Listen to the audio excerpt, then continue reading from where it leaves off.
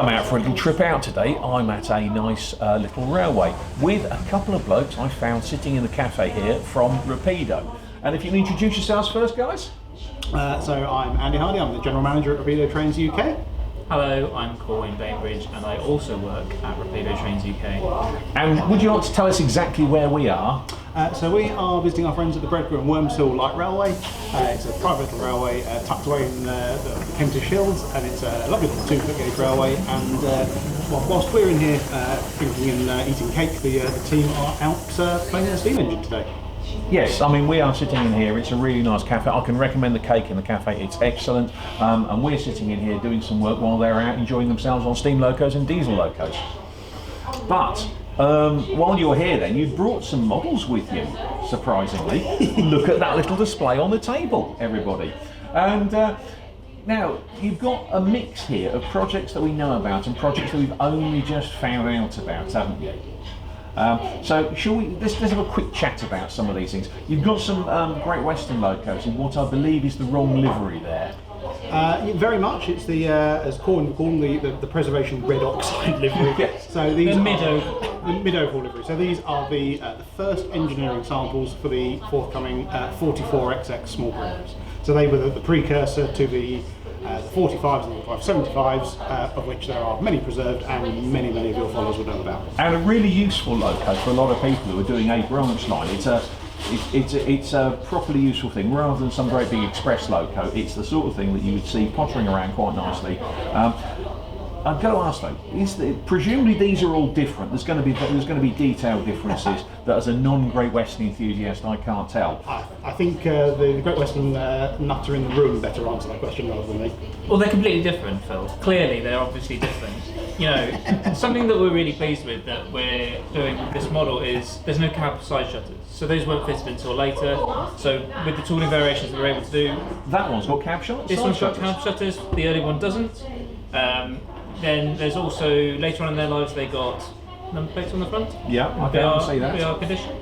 There's also differences in steam pipes on the boiler. Some of them got outside steam pipes, some of them had inside steam pipes. Some of them had outside pipes, holes for outside pipes, but they were plated over. Right, okay, so you've got a full tooling suite there.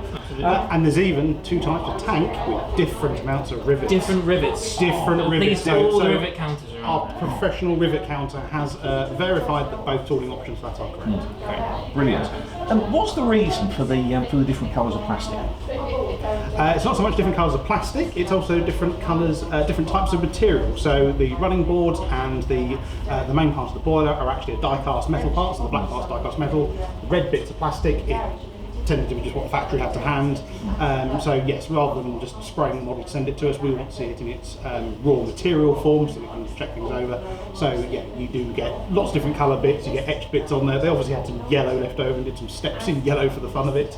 But yeah, it's not so much anything to do with cosmetic, it's allowing us to see what parts are made of and I'll be happy with it. What it also shows up is the modular design. The reason that we're able to encompass all the changes, it's quite a small class, but they had quite a lot of different aspects to them, is that it shows up the modular design because you have the base pieces, like the boiler is all consistent, but then you have things like the chimney changes, the safety valve cover changes, the DCC chip is accessed from under the firebox cover, then you have the different tank wraparounds, which is where we're able to do that, so we're not doing one massive mould that does the whole body, it's lots of smaller moulds that go into a hole. So it's not the traditional thing of lots of slides then in the mould, although I presume there are.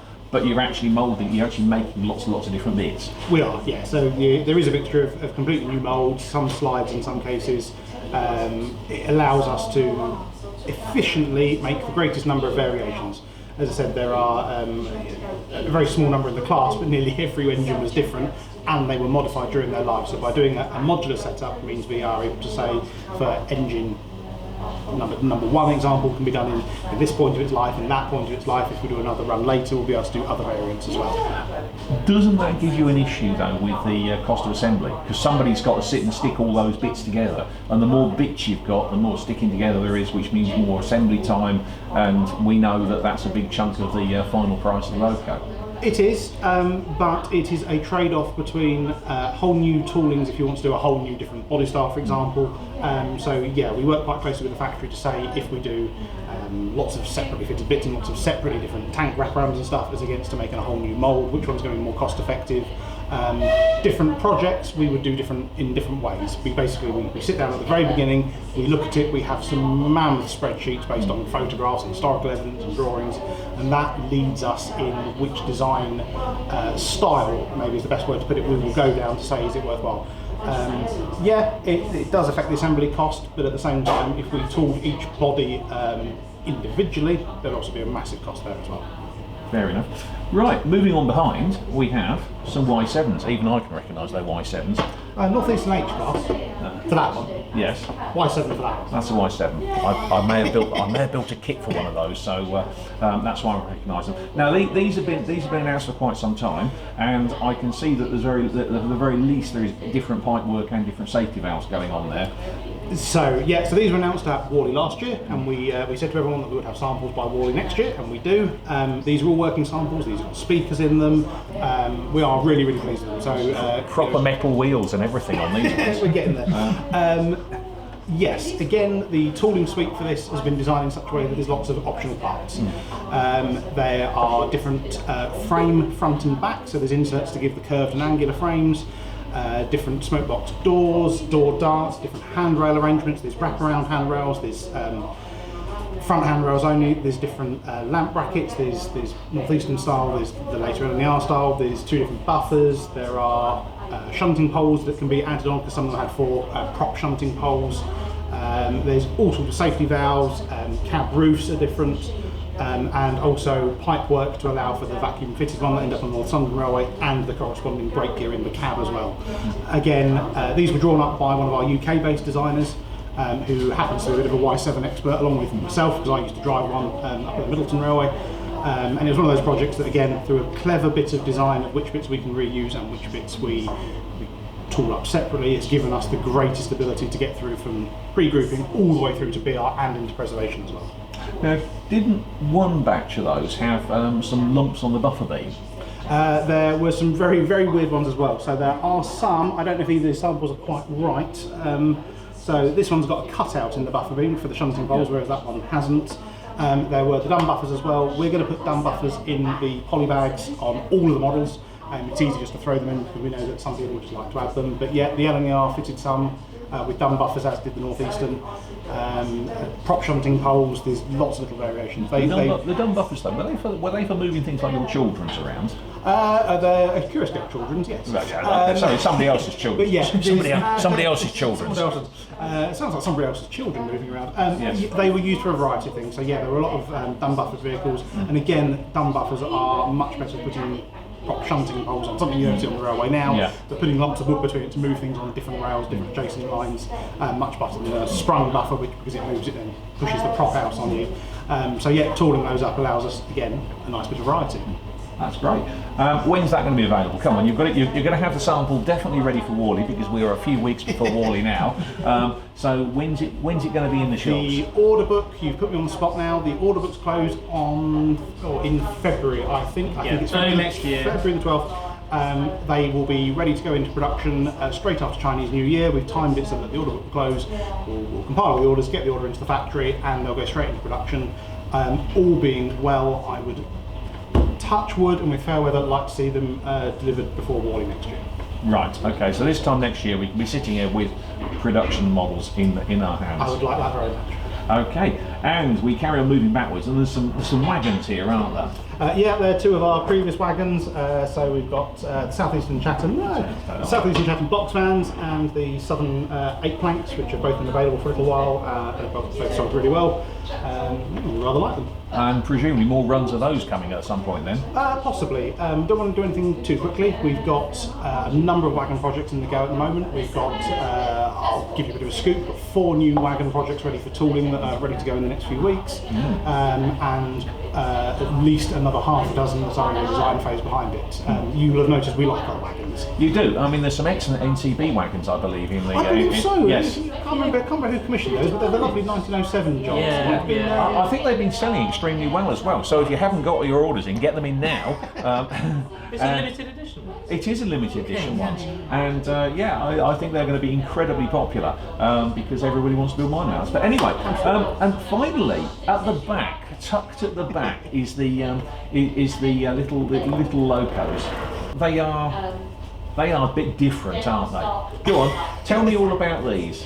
Well, this is basically Corwin came in one Monday and said, let's do these locos, didn't you? I think it might have been a Friday, and I think it might have been a condition of his employment. Right. Yeah, it's been a bit of a labour of love. I've wanted to see these in ready to run my whole life. I think we should say they are the Porter Bar Bagnalls. Porter Bar Often Bagnalls. referred to as the twins, although they weren't born at the same time, as we know. We all know that, don't we? They're completely different locos. Yes. But they were built to go under an 8-foot high bridge under the Great Western Main Line. Yep. Is that right? Down at Par Harbour, and worked until, well, the last one was working industrial use until 1977. So quite a late. Could actually go across over with the R Blue diesels. Absolutely. And only 10 years before I was born. Oh, there you go. So yeah, never been seeing ready to run. Not in kit form either, I don't think. No, I'm not aware of them being kits. The only things I can think of is there were a pair in the Hornby Thomas range. Fun fact, they were actually O gauge. Yeah, but on double O tracks. they were a very strange shape and size. Those ones. These are of course bang on scale. You're going to tell me. Yes, I think they? these ones can fit inside the previous ones. Yes. Yeah. But they are a really interesting loco because the whole 8-foot bridge thing. Yes. It produced such an unusual shape of locomotive, but they were quite powerful, I believe, for their size. Yeah, there was a predecessor to these ones. It was a cut-down Sentinel geared steam engine called Toby, and then traffic at the docks was increasing. Their old engines were wearing out, so they ordered Judy, which is that one. Yes, that one came along in the 30s, and yeah, very powerful for its size. It's kind of a scaled-down standard Bagnall design. But the thing is that nobody's done these before, and I'm going to say, as far as I'm aware, nobody's done a kit of these things before.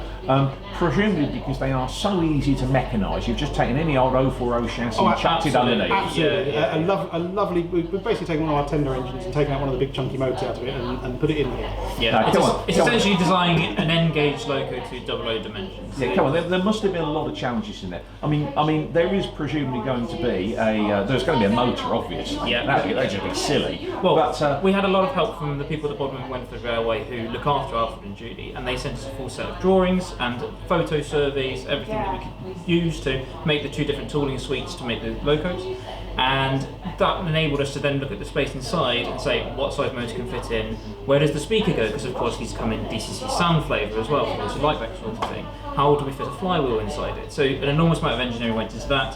What compromises do we have to make? Do we want to keep an open cab, for example? Do we want to be able to post figures inside it? We said yes, we do want to have an open cab and be able to post figures inside it. Because these, you drive them sitting down. They're very ergonomic on the inside. If you ever get a chance to have a look around at one, do. And of course, as you say, they are both in existence, aren't they? Absolutely, and they both toured Reserved Railways during the 2010s as a pair. So a lot of people would have memories of seeing them and travelling behind them and going inside them. And I think it's important that as a pair, you're actually going to sell them as a pair, aren't you? Yep.